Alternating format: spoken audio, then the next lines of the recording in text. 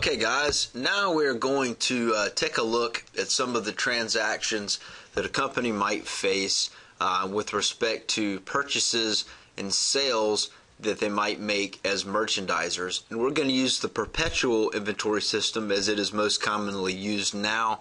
And typically, as I mentioned before, computers are used to handle this, or otherwise it would be extremely tedious. So if we purchase merchandise that we're going to resell, recall that we call that inventory. And let's just say we made a $9,250 purchase of inventory, and we're going to pay for it maybe in 30 days. They gave us credit terms of a 30-day period to pay them. So we're going to have an increase to merchandise inventory with a debit of $9,250. And we're going to have an increase in the liability of accounts payable right here for $9,250. A second ago I mentioned credit terms, and it says the terms for when payments for merchandise are to be made are called credit terms. If payment is required on delivery, then the terms are cash or net cash. But a lot of times companies will give each other maybe 30 days to make the payment. Otherwise, in this case, when we're talking about maybe a 30-day time period, the buyer is allowed an amount of time which is known as the credit period in which to pay. The credit period usually begins with the date on the sale as shown on the invoice. To encourage the buyer to pay before the end of the credit period, a lot of times a discount might be offered, and buyers are unwise if they don't take advantage of such a discount, and that's why it's very good to have sufficient cash on hand and current assets so that we have the ability to take advantage of a deal when one is there. So for example, a seller may offer a 2% discount if the buyer pays for the merchandise within 10 days after the invoice date. But if you don't pay within 10 days, then you're not going to get that 2% discount, and you're going to have to pay the total of the discount within 30 days. Now these terms are expressed, it's written like this. And the way you would read that is 210 net 30. That means you get a 2% discount if you pay within 10 days, and if not, the full amount is due in 30. This number doesn't have to be 2, it could be 3 if there was a 3% discount. This number doesn't have to be 10, it could be 5, and if that was the case, it would mean that the payment has to be made within 5 days. So here's an example of an invoice. We see that it's $3,000 is the amount. We see the terms are 210 net 30. That means if we pay within 10 days from the invoice date, we're going to get a 2% discount, and if not, we're going to have to pay the full amount.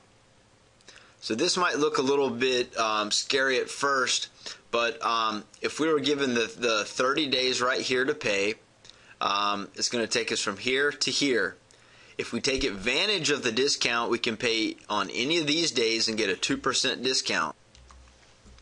If we don't pay within those first 10 days, if we pay within any of these other days, then we're not going to get the discount, and we're going to have to pay the full $3,000. So if we pay within the discount, we're going to get a $60. If we pay within the discount period, we're only going to have to pay $2,940, which means that we're going to get a $60 discount. $60 of savings by paying within the discount period. Now you can imagine with big businesses, this number here could, instead of being 60, be a pretty large number. Since buyers are crazy to not to and normally take all purchase discounts, merchandise inventory is debited for the net purchase price under the perpetual inventory system. So we're going to pretend that when we're purchasing inventory that we're going to take advantage of that discount, because like I said, we'd be silly not to. So instead of paying $3,000, the merchandise was $3,000, but we're going to take advantage of paying within those first 10 days, that discount period. So we're going to pay the amount without that $60 because that was the discount that was given to us. So we're going to purchase inventory here, and that's going to be accounts payable. That's going to stay on our books for just a couple days, and then we can see here within the discount period, at the end of it, we're going to make that cash payment. This liability is going to decrease with a debit, and this asset is going to decrease with a credit.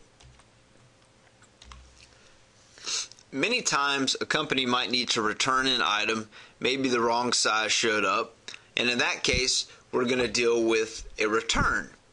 An allowance might be allowed for damaged or defective merchandise.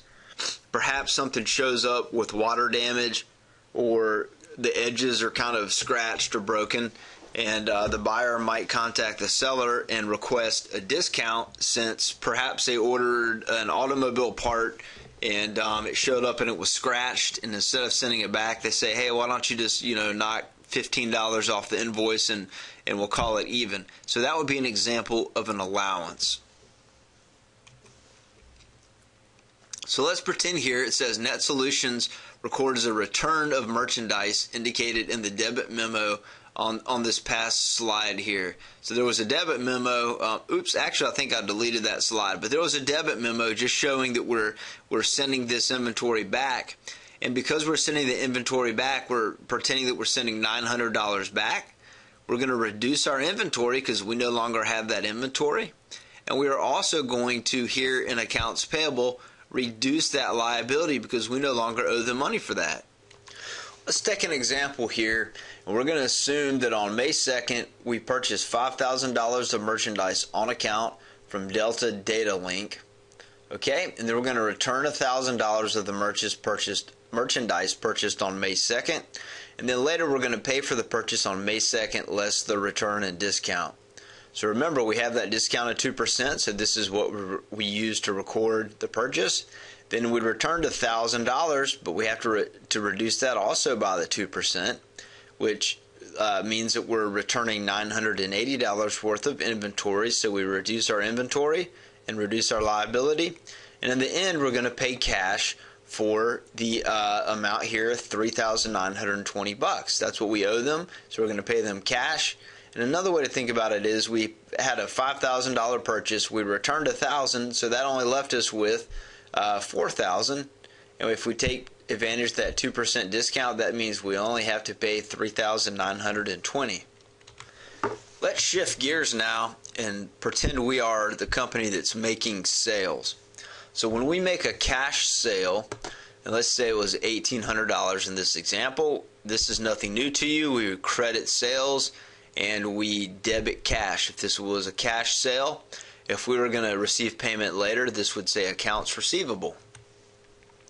Now, under the perpetual system, as I mentioned earlier, we're going to make an entry for the sale, but we're also going to have to make an entry to show the movement of inventory out of being an asset and into an expense.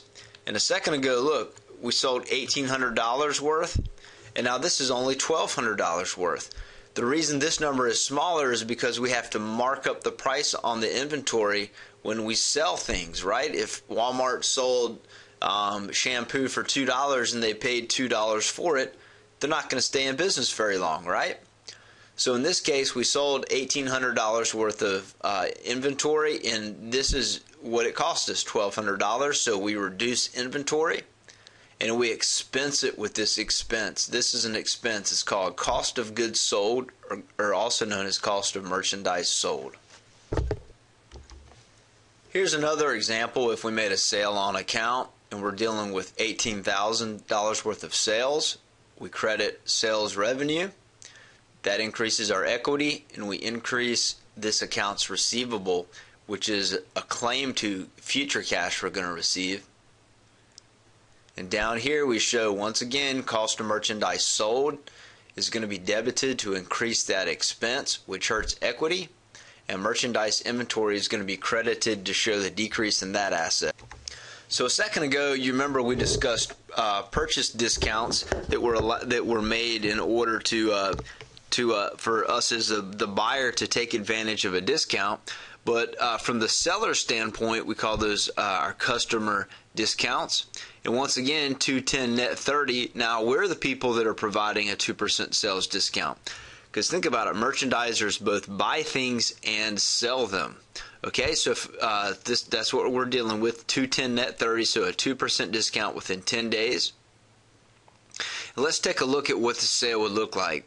And once again, we're assuming that the discount is going to be taken advantage of. So we're going to record this sale at $17,640 instead of $18,000 because they're going to take advantage of the discount. We assume that's going to happen. And then once again, once we receive the cash, we're going to increase this asset and decrease this asset accounts receivable here. And once again, sometimes returns are made, and we're going to have to update our accounting system for that. In this case, it says that at the end of the year, Schaefer Company estimates that customers will request refunds for 2% of sales and estimates the merchandise costing $25,000 is going to be returned. So on sales of $40,000, the cost of those sales was $25,000. Oops, this $25 needs to be moved down there. I'll do that in a second. But anyways, so we have to undo our sales. Remember, we increased sales with a credit. We're reducing it with a debit. And then we're increasing this customer refunds payable, this liability here that we think we're going to have to pay out. We're going to also here increase our inventory and decrease our cost of goods sold. This $25,000 should be dropped down just a little bit. Once the return is actually made, remember back here, this was based on an estimate, and once the returns are actually made, this is what takes place. We have to give them cash. This is going to reduce this liability, customer refunds payable. And once again, now that we actually have the inventory, it's going to increase. The purchase and sales of merchandise are typically going to involve freight. If you purchase something from somebody across the country, they have to get it to you somehow. So the terms of a sale indicate when the ownership, which means title and control of the merchandise, passes from the seller to the buyer. It's going to be really important at the end of the year when inventory is in transit. Who does it belong to? Whose books does it belong to? Or whose books does it belong in? The buyer or the seller's? So let's take a look at two here. The first one is FOB shipping point. And at that point, the title passes to the buyer at the shipping point. So think about this. Like, we have a loading dock at our building. We put it out there. The UPS dude comes to pick it up. And the title has passed to the buyer at that point. So if it gets damaged, it's unfortunate for the buyer, and that means that it would be on the buyer's financial statements when once this happens. So if this was December 31st or December 28th or somewhere around the end of the year, once we pushed it out to the loading dock at the shipping point, it became the buyer, so it belongs on the buyer's financial statements. Over here, this is different. FOB destination, it's our responsibility to get it over here, and we're going to have to pay for the freight as the seller. So this is considered an expense here versus up top when we're buying it, it's considered not expense, but it's considered part of inventory. So think about when you purchase something off of eBay. Sometimes it might say $9.99, zero shipping. Somebody else might sell something for $4.99 plus $5 shipping. In the end, it costs us $9.99 to get the product, right? So when we are a buyer, we have to factor in freight as the cost of our inventory. And that is why we debit inventory, and here we increase the cost of that inventory versus when we're the seller, we're just paying the delivery and we're going to treat that as being an expense. So here's one or two slides that kind of summarize everything up, both from the perspective of the seller, and whenever we have a seller, somewhere else in the world there's going to be a buyer, correct? And so this is what this slide shows, and the next slide as well. So feel free to pause these or go back and take a look and see if it makes sense to you. If it doesn't make sense, please reach out to me, either phone or email, or feel free to swing by my office. So here we can see in yellow some new accounts that might surface as part of us being a merchandiser. Delivery expense, cost of merchandise sold, merchandise inventory, and we might use the word sales instead of fees earned when we're dealing with a merchandiser. So let's take a second now to talk about sales taxes. Typically, sales taxes are only levied on the final end consumer of a product. So if businesses are doing business with each other and they're just passing things along and they are not the end consumer of the product, they're not going to have to collect sales tax. But when a company makes a sale to the end consumer, perhaps a computer is sold from one company to another, and that last company sells it to somebody in the public, then there's going to need to be the collection of sales tax, and it's going to be remitted periodically to whatever taxing authority it needs to be submitted to. So let's pretend here that we have a 6% sales tax, and there's a sale of $100. Somebody, if they were going to pay us later, they're going to owe us $106. We made a $100 sale, so we record that. And then we have sales tax payable. That's because we have $6, or we're going to collect $6 of Lemon Company's money, but this $6 doesn't belong to us, it belongs to Uncle Sam, and periodically we're going to have to remit that amount over. And when we do that, this $2,900, this is just a number made up, but it would include that $6 here and a bunch of other different sales. And once we make that payment, cash is going to go down, and sales tax payable is also going to go down as well. The last thing that we're going to discuss here is inventory shortage or shrinkage. Now this comes from people stealing things, shoplifting, employee theft, etc. So basically what happens here, and remember it's good policy to use to perform an inventory count either under the perpetual or perpetual or periodical inventory system. Okay, so we have to do it under a periodic system in order to figure out how much has been sold, but under a perpetual system, even though we've kept record of every sale that we've made, so we know how much inventory's come in and how much inventory's gone out, how much has been returned, etc. We have that figured out, and we think we know how much we have, but we need to go out there and do a physical count. And when we do a physical count, sometimes there's a difference between the number that shows in our records and what is shown when we actually perform the count.